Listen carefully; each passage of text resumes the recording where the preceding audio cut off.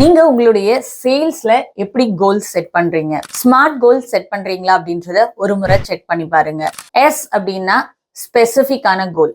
எக்ஸாக்டா எனக்கு இந்த நாட்கள்ல இந்த ஒரு விஷயம் வேணும் அப்படின்றத ஸ்பெசிபிக்கா கொடுங்க. எம் அப்படின்றது மெஷரபிள் கோல். மெஷரபிள் கோலுக்கு ஒரு எக்ஸாம்பிள் என்ன அப்படின்னா, அடுத்த ஒரு 30 நாட்கள்ல நான் ஒரு 1 lakh ரூபி ரெவென்யூ பண்ணணும் அப்படின்றது உங்களுடைய மெஷரபிள் கோலா இருக்கும்.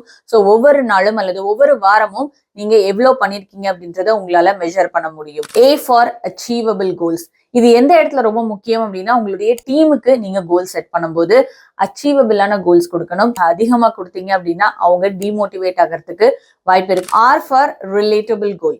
உங்களுடைய பிராண்டினுடைய ஐடென்டிட்டி அல்லது உங்களுடைய வேல்யூஸ்க்கு ரிலேட் பண்ணக்கூடிய ஒரு கோல் செட் பண்ணுங்க. T for time bound.